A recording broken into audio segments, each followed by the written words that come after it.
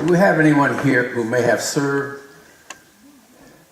during the Korean War? Actually was on the land of Korea. Any of you gentlemen?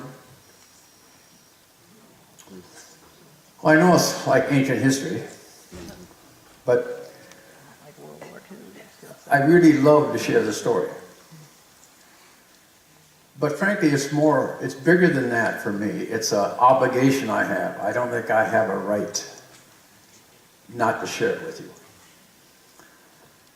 So that won't make much sense now, but when we finish in a little bit, I hope you'll understand why I feel so strongly about it. It's a story that should be shared and understood. 66,000 Americans died in that Korean War.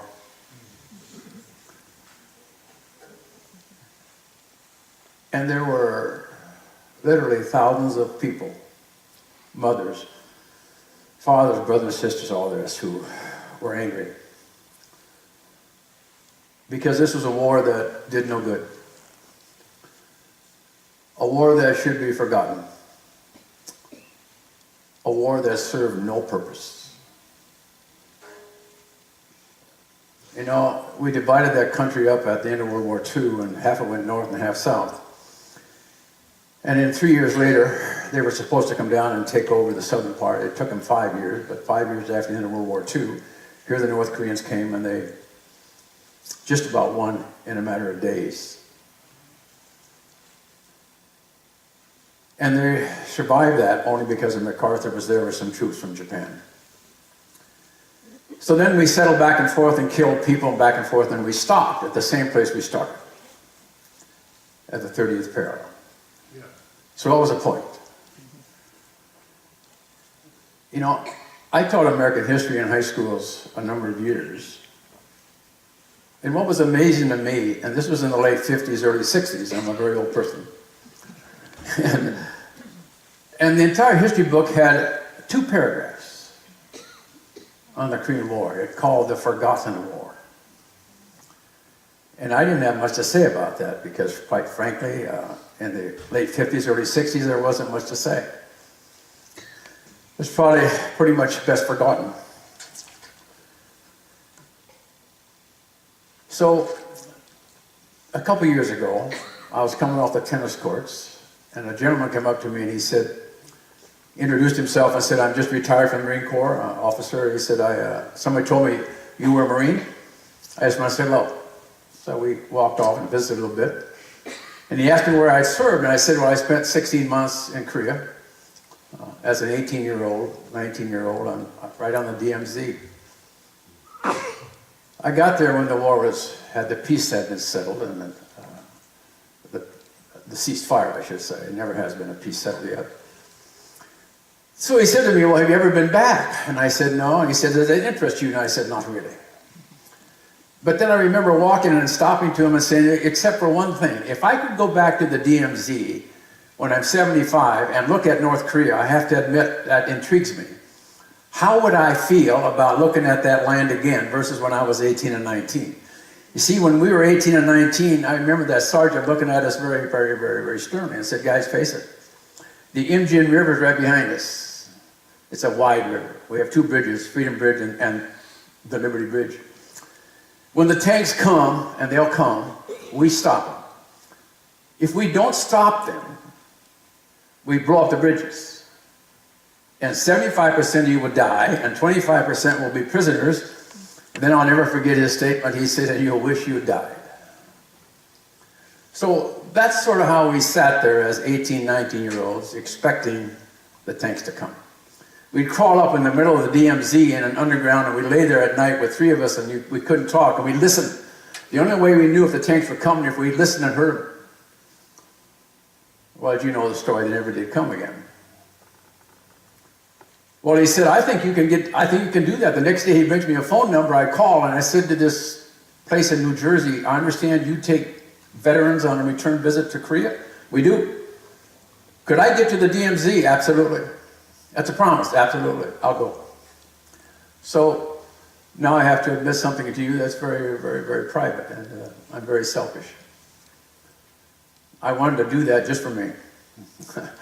I didn't ever expect to get the story. I didn't expect to ever even tell much of anybody around. But I had this tremendous desire to stand there and look at North Korea when I'm 75 and say, emotionally, where am I compared to when I'm 18?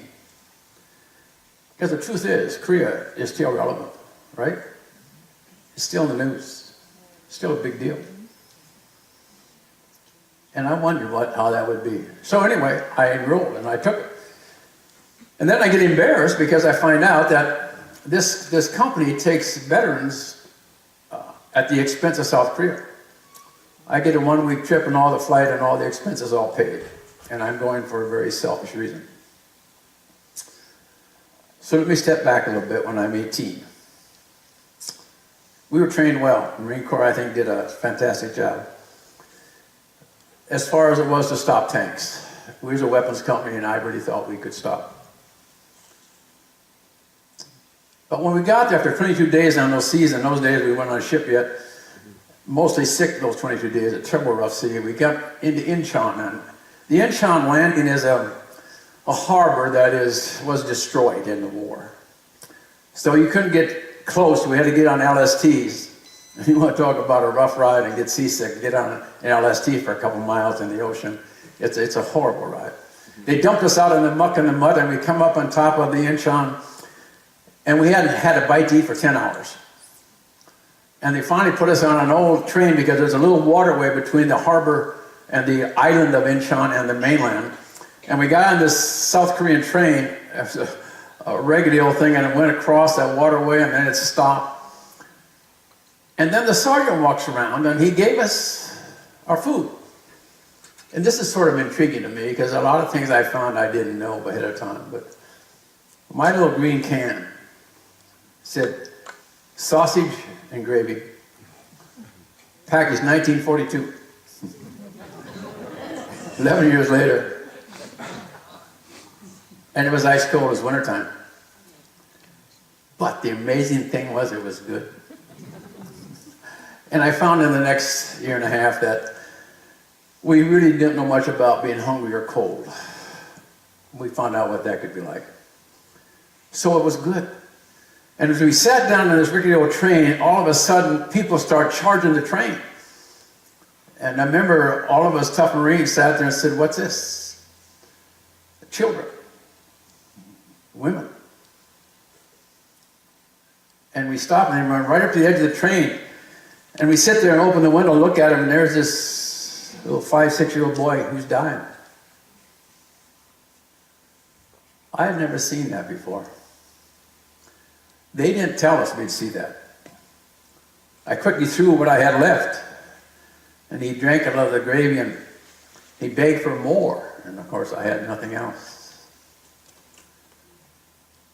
And so we said, well, where are these people coming from? And then along the rain tracks, there were holes in the ground. And there was a piece of cardboard, a piece of canvas pulled over the hole, and they sort of just came out of the ground. And they ran to the train begging for food. They're starving to death. 350,000 men in South Korea were killed. And there were just many, many, many, many women, families who were left abandoned. Didn't know that. They never told us about it. We go a little further, and there's a newborn baby frozen to death right beside the hole in the ground. Our introduction. We get up to a staging area, and they, we don't have corpsmen in the Marine Corps. The Navy do that, and the Navy guy said, take your shirt down and walk. And so we walked, and they gave us 3 shots in both arms. I remember how terrible they hurt, about to pass out, and the sergeant says, come with me. And I got in a truck with him, and I said, where are we going? He said, well, we're on a garbage run. So we go out a few miles and through the hills, and we said, when the MPs open that gate, he said, get your M1 up and get ready to go. I said, what am I doing? He said, you need to shoot the children. Well, he thought that was funny, I think. And he saw in probably pure white, and he said, well, look, he said, here's what happens.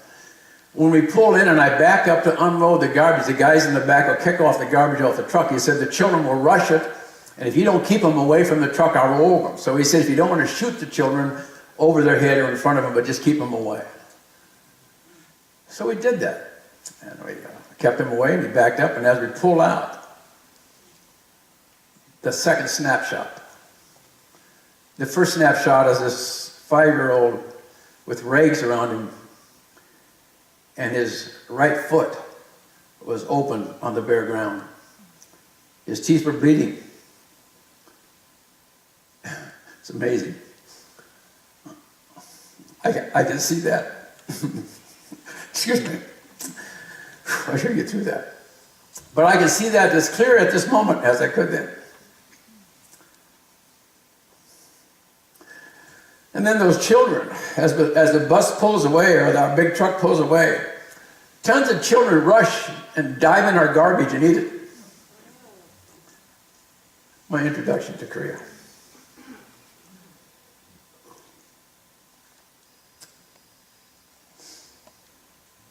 Well, now it's quite a few years later, and I'm going back for a revisit, and all I really want to do is I want to go back and look at North Korea. And I'm on the plane, and we stop in Denver, and I'm in line to go to LA, and this lady standing next to me was very nervous, a young, probably 25 to 30-year-old, with a little, beautiful little girl. And she said to me, "You're going to LA?" And I said, "No, the truth is I'm going to Korea yet today." And she said to me, "Why would you go to Korea?" I said, "Well, they've invited the veterans of the war to come back." And she was quiet. And she said, "What war was that?" I said, "Well, it was the Korean conflict. Some call it police action." And she was quiet. She said, "When was that?" Well, I said 1950, 53. So I said to her, "What do you do for a living?" And she said, "Well, I'm a teacher." But that didn't shock me, because I've known from having taught history, it's the forgotten war, a war that had no purpose. What good did it do? So we forget it. Just last week, I heard a review of American history somewhat was going by, and they go back and they talk World War I, they talk the Big Depression, World War II, and then they jump to Vietnam and Mideast. Korea not even mentioned. It's still known as the forgotten war.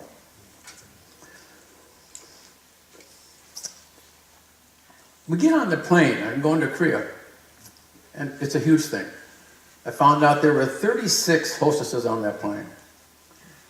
And I sat there watching them, they came on the plane, and I'm not trying to be nasty about this, but if you took those 36 airline stewardesses and lined them up, the hostesses in the line, you could add them all 36, they would have been 10 pounds overweight. And absolutely beautiful. Dressed immaculately. I had to think that all that flying we've done, I don't know of a single United airline hostess who could have qualified for the Korean airline. And the service was unbelievable.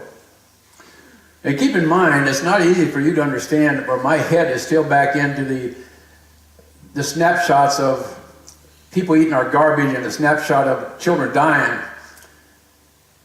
that I'm going back to look at North Korea, and I really haven't given this a whole lot of more thought than that.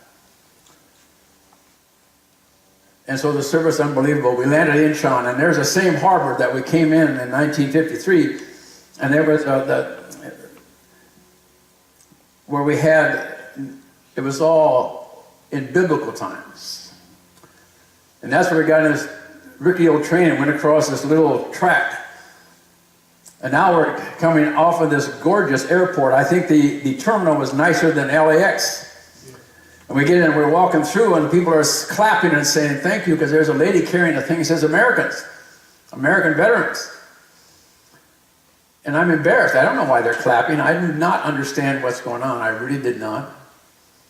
We get on these brand new buses, Kia and Hayo buses, and we go across, and I say, whoa, whoa, whoa. I said, "We're just bridge." She said, "Yeah, it's the 7th largest bridge built in the world, connecting Incheon Harbor, or across the harbor, Incheon, the island and the city."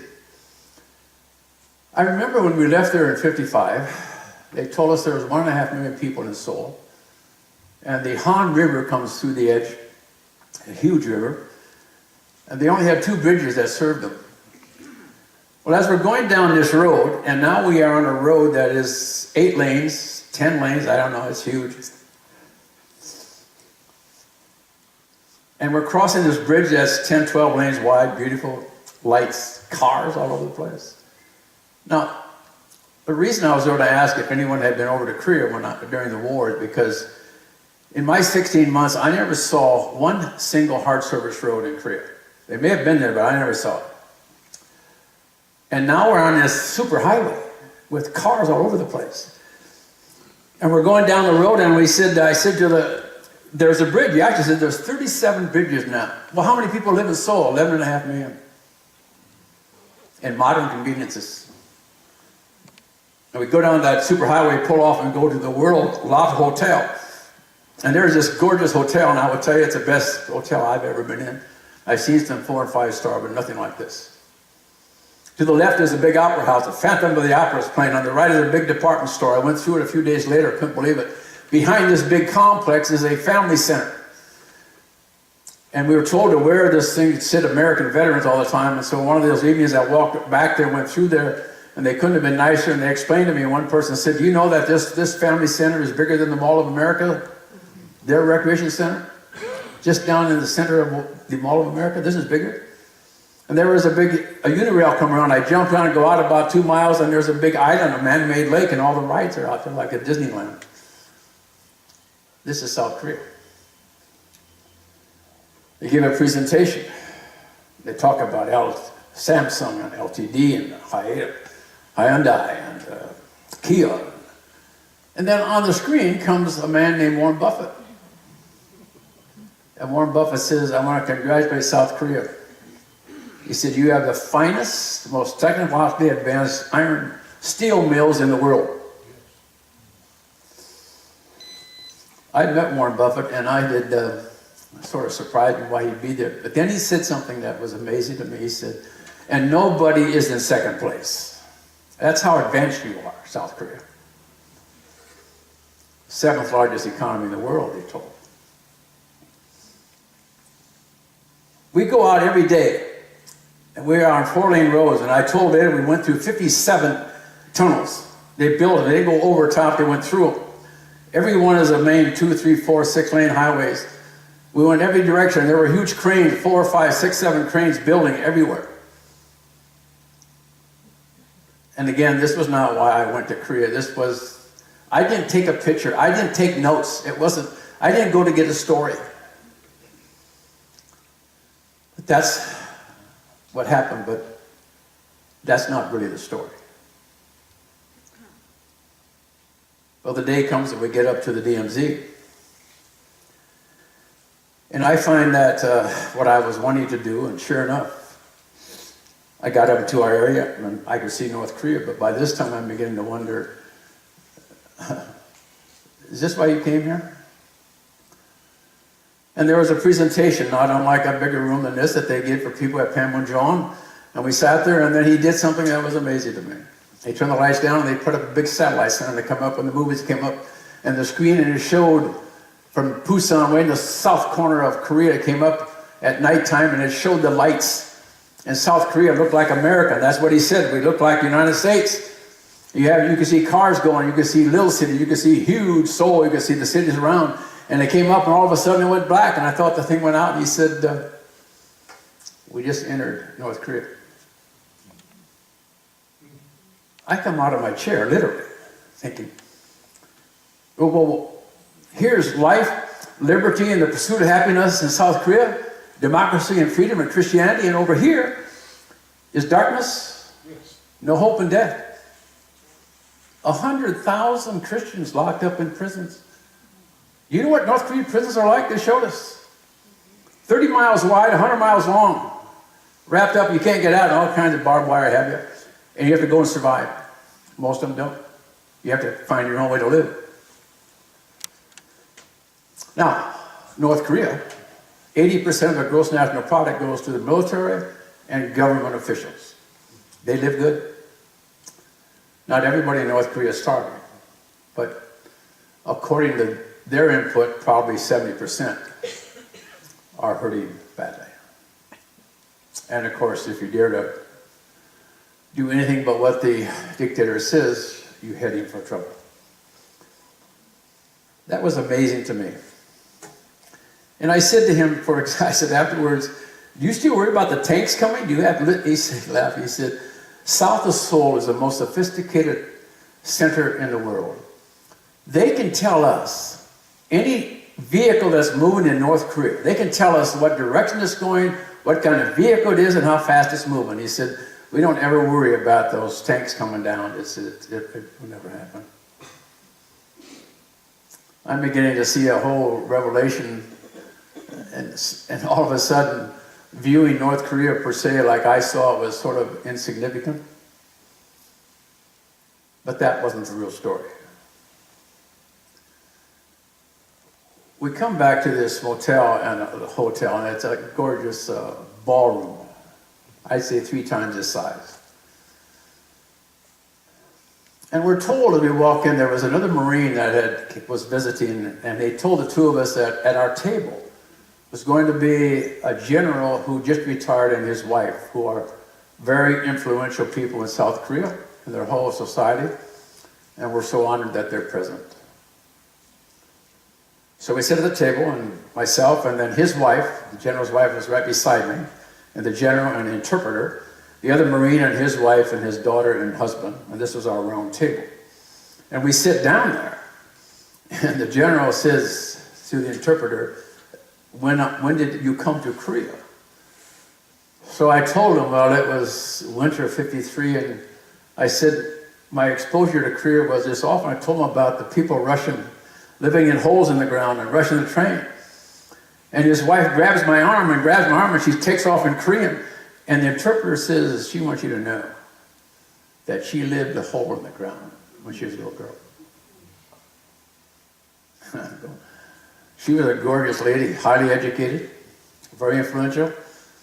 And she lived in a hole in the ground like this little boy that I saw starving. And I shared about the garbage run, and the general laughed a little bit. Then in a broken English he said, many of my friends lived on your garbage for a long time. When he was a little boy. 5-star general, educated. So that's not even the whole story. Because they bring the food and they come and they set it down in front of them, and the general takes his wife's hand and they pray. Oh, wow. You believers? Oh, she said, yes. Yes, and all 4 of our sons and all their families. And he said to the interpreters, you know that 70% of all South Korea are Christian now. And then she said something to me that is really the title of my talk. And she said, but not if you not come. But not if America didn't come.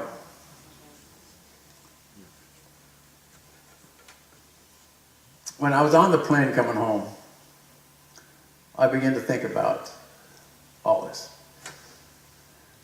I said, you know, it was so selfish of me to think about going to look at North Korea. The real story is I need to share it every chance I get.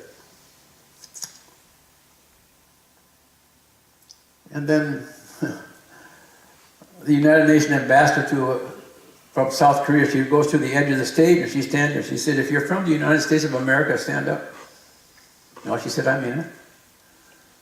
Now, you see, this was a United Nations action. There were some other countries there, but she didn't ask them to stand. She said, if you're from America, stand up. She said, so we struggled to our feet, and she said, I have a question for you.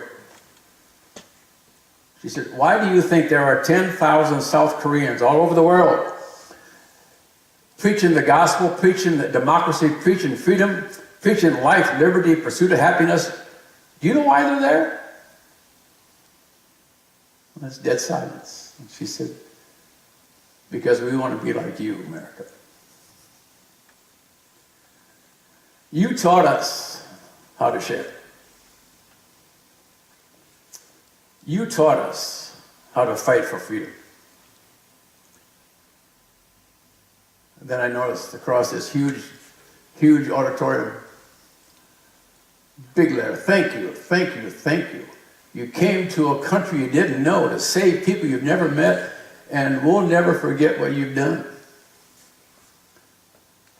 There's a story. And so we go to in the program somewhat, and they had 5 people come up, and they sang for an hour, the best music I have ever heard. 5 tenor voices. And they had just traveled the world. They had just performed a couple of weeks ahead of that with the Queen of England. And then they said, we never close a program without this song. Never close a program without this song. And they sang, oh happy day, when Jesus washed my sins away. South Korea. 10,000 people across the world. But not if you hadn't come. That's a story. You know, as you well know, I'm not a theologian. But I've been sort of haunted by the fact, after I had children, how did Mary handle this when her son was being tortured and put on the cross and died? Because I think she had to be to some degree like those women who yelled at congressmen, why did my son have to die? It's useless. No point. What happened? What's good? What changed just because they went to Korea? Why did my son have to die? Is it possible that this Easter time we can think a little bit about that? And it really is amazing to me how anybody could have handled that, to watch your son being tortured and put to death. But the really big question maybe, for all of us believers, I don't see the cross here, but there it is. So if you don't want to look there, would you just think about the cross for just a second? I'm getting off my topic just a little bit, but I want to make a point here. When those mothers yell at Congressman, what difference does it make? The reason I feel I'll be able to share the story about Korea, because it made a difference that their son died. So now we think of be Good Friday, and think of Easter, think of the cross. I think it's appropriate we ask the question, what difference does it make? To you, to me? And I have tremendous concern about people who had children or brothers and sisters, whatever, who passed away in the Korean conflict. And I have a tremendous concern that we can let those people know their loved one did not die in vain. The story of Korea needs to be told. And I think we have a right, and if you know anybody that may at all have any connection, maybe to ask them a question. Have you heard? It made a difference. It really made a difference. And so my wish for you at Easter time is that when you look at the cross, you can say, it really makes a difference. You're very kind. Thank you for letting me come.